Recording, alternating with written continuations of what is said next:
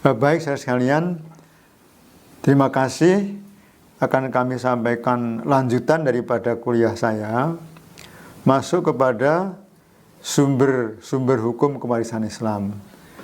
Pada kuliah tadi kami kemukakan bahwa sumber hukum waris Islam itu ada 3. Pertama mengenai Al-Quran sebagai kitab suci, kedua hadis atau sunnah Rasul, dan ketiga ijtihad.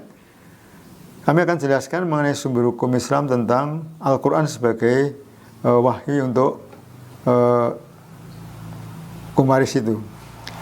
Jadi dalam Al-Quran surat An-Nisa ada beberapa ayat ya, yang mengatur, yakni An-Nisa ayat 1, ya, An-Nisa ayat 7, An-Nisa ayat 8, An-Nisa ayat 9, An-Nisa ayat 10, An-Nisa 11, An-Nisa 12, An-Nisa 13, An-Nisa 176. Di samping itu juga ada beberapa ketentuan Al-Quran yang menyebut mengenai sumber waris Islam, yakni Al-Anfal ayat 75 dan yang lain-lain.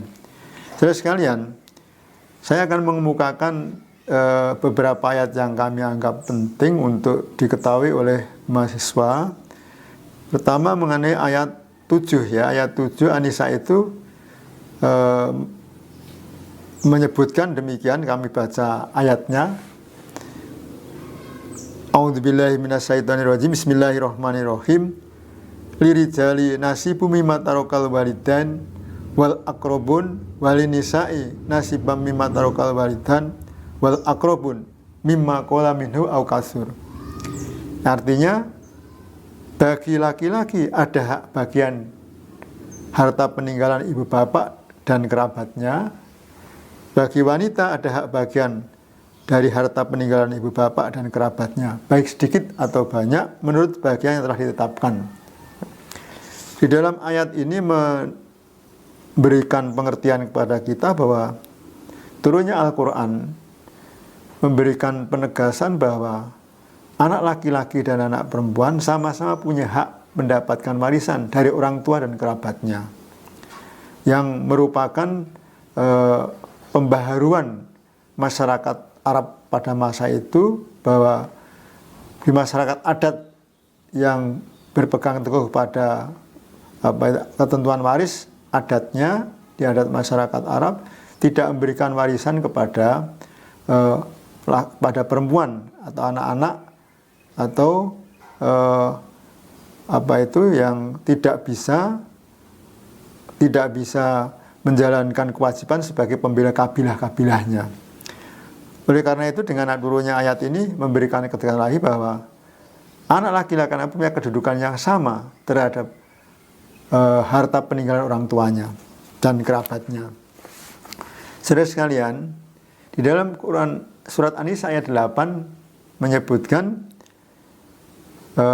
kami bacakan artinya saja, dan apabila sewaktu pembagian waris itu hadir kerabat, hadir anak yatim dan orang miskin, maka berilah mereka dari harta itu sekadarnya dan ucapkanlah kepada mereka perkataan yang baik.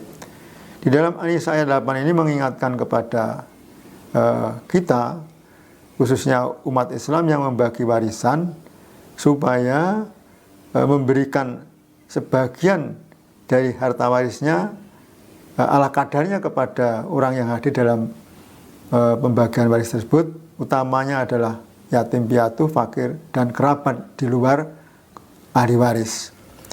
Saudara sekalian, di dalam An-Nisa ayat 9 disebutkan, dan hendaklah takut kepada Allah orang-orang yang seandainya meninggalkan di belakang mereka anak-anak yang lemah, dan mereka khawatir terhadap kesejahteraan mereka. Oleh karena itu, hendaklah mereka bertakwa kepada Allah, dan hendaklah mereka mengucapkan perkataan yang benar.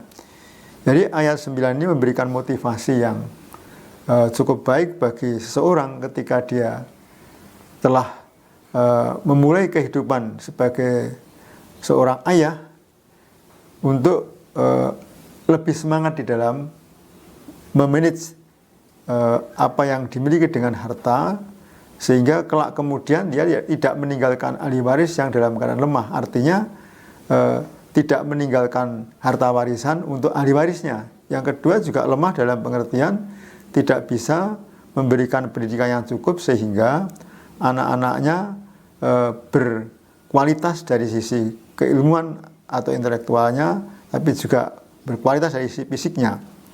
Oleh karena itu An-Nisa 9 ini terkait dengan masalah kewarisan adalah penekanan kalimat akhirnya, oleh sebab itu hendaklah mereka bertakwa kepada Allah.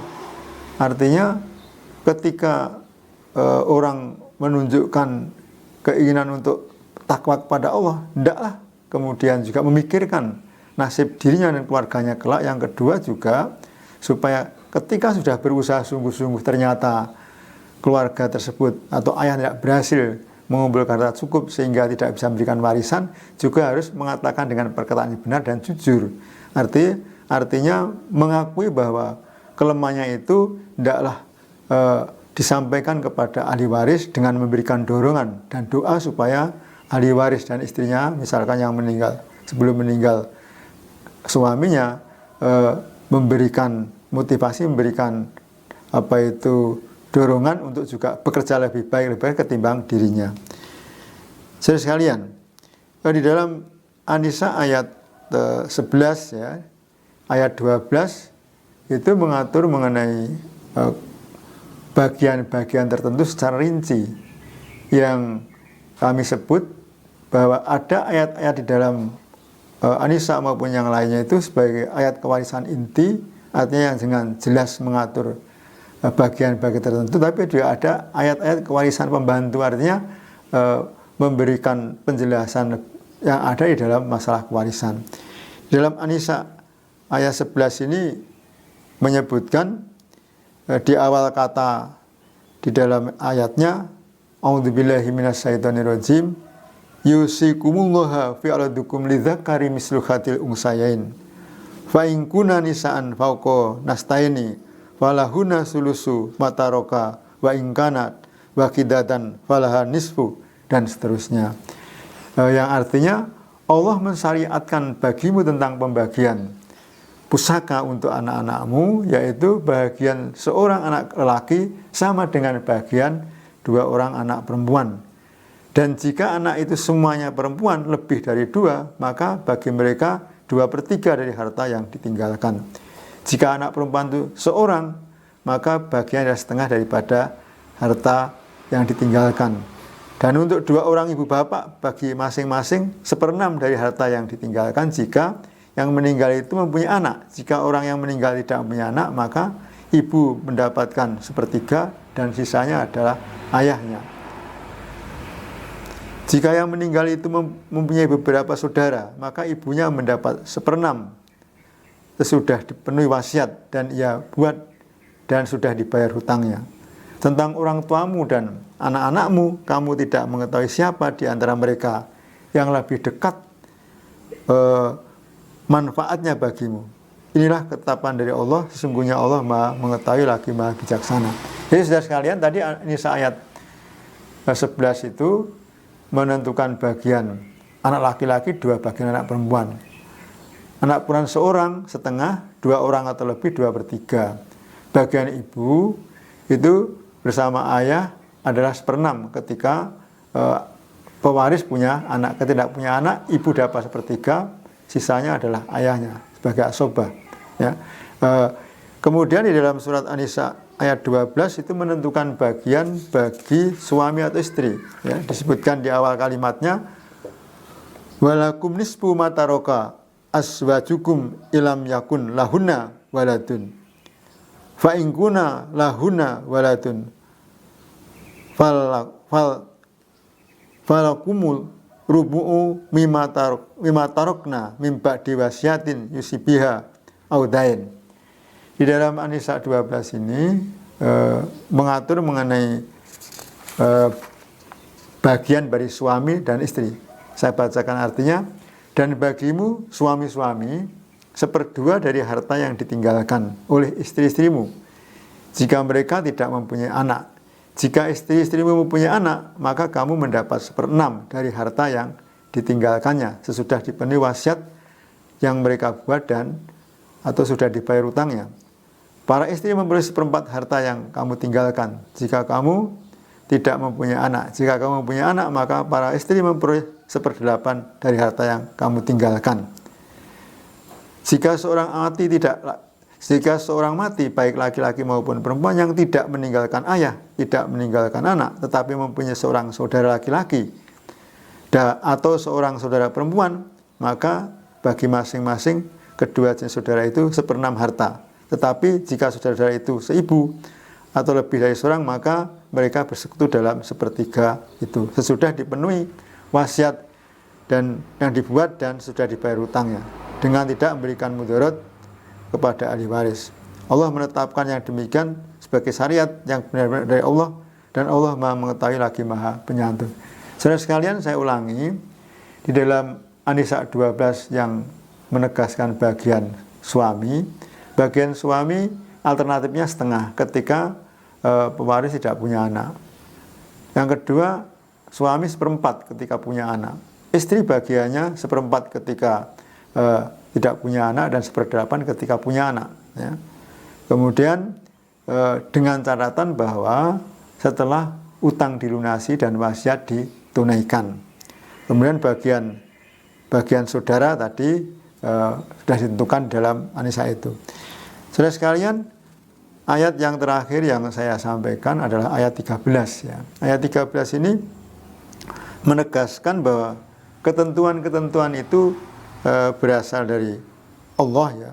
Barang siapa yang taat kepada Allah dan Rasulnya, niscaya Allah memasukkan ke dalam surga, mengalir dalamnya sungai-sungai, sedang mereka kekal di dalamnya. Artinya bahwa ketentuan waris bagi umat Islam itu hukumnya wajib melaksanakannya. Kalau tidak berdosa, kalau menjalankan dapat pahala yang besar bagi Allah. Oleh karena itu, saya sekalian, ketentuan-ketentuan yang ada dalam Al-Quran ini memberikan kekuatan kepada umat Islam khususnya dan bagi saudara yang mempelajari faraid, mempelajari hukum waris, begitu pentingnya karena di dalam Al-Quran mengatur demikian banyak tentang faraid, tentang bagian-bagian warisan, sehingga ketika terjadi masalah supaya kembali kepada kitab sucinya untuk diikuti. Saudara sekalian, berikutnya adalah ketentuan yang ada di dalam sunnah Rasul. Tidak banyak dalam sunnah Rasul itu mengatur mengenai apa itu warisan sebagai penjelas, karena sunnah Rasul atau hadis adalah apa yang menjadi yang dijelaskan Rasulullah dengan ucapannya, dengan perbuatannya, dengan ketetapannya. Di dalam hadis riwayat Bukhari dan Muslim mengatakan bahwa laki-laki yang lebih dekat kepada pewaris lebih berhak atas sisa harta warisan setelah diambil bagian ahli waris yang mempunyai bagian tertentu, ahli waris dhawi furud. Kemudian juga di dalam hadis riwayat Al-Jamaah kecuali Muslim yang mengajarkan bahwa orang Muslim tidak berhak waris atas harta orang kafir, dan orang kafir tidak berhak atas orang Muslim. Artinya bahwa ketentuan hadis ini menegaskan bahwa yang berhak mendapat warisan orang Islam adalah orang yang beragama Islam. Kemudian hadis riwayat Ahmad menyebutkan bahwa Nabi memberikan bagian warisan kepada 2 nenek perempuan, setengah harta warisan dibagi 2, ini 1/12. Juga hadis riwayat Ahmad mengajarkan bahwa anak dalam kandungan berhak waris setelah dilahirkan dalam keadaan hidup. Kemudian yang terakhir mengenai ijtihad sebagai sumber hukum Islam. Ya. Ijtihad adalah usaha sungguh-sungguh bagi mujtahid, yakni fuqaha, orang yang ahli di bidang hukum Islam, yang dia berusaha dengan segala daya upaya untuk menemukan atau menentukan hukum yang di dalam Al-Quran hadis belum ada ketentuan tersebut, tetapi senantiasa harus dijiwai atau mendasarkan kepada Al-Quran dan hadis. Jadi sekalian, banyak sekali hasil ijtihad yang kemudian menjadi peraturan, ya, berbagai peraturan, antara lain adalah ulama Indonesia yang kemudian melakukan musyawarah di antara para ulama, menginginkan untuk sumber hukum kewarisan yang kemudian tertuang di dalam kompilasi hukum Islam. Jadi kompilasi hukum Islam yang ada di dalam Inpres 191 adalah upaya daripada ulama Indonesia dari hasil ijtihad jamaknya, hasil ijtihad atau ijma' dari para ulama Indonesia sebagai sumber hukum kewarisan Islam yang digunakan oleh hakim di pengadilan agama atau instansi yang membutuhkan untuk itu. Saya kira sekalian itu yang kemukakan mengenai sumber-sumber hukum Islam baik di dalam Al-Quran, dalam Sunnah maupun ijtihad. Banyak yang lain yang bisa diikuti dalam buku maupun di dalam peraturan perundangan yang menjelaskan mengenai sumber hukum kewarisan Islam tersebut sebagaimana saya kemukakan tadi. Demikian mudah-mudahan bisa memperjelas atau bisa dipahami oleh saudara semuanya dengan baik.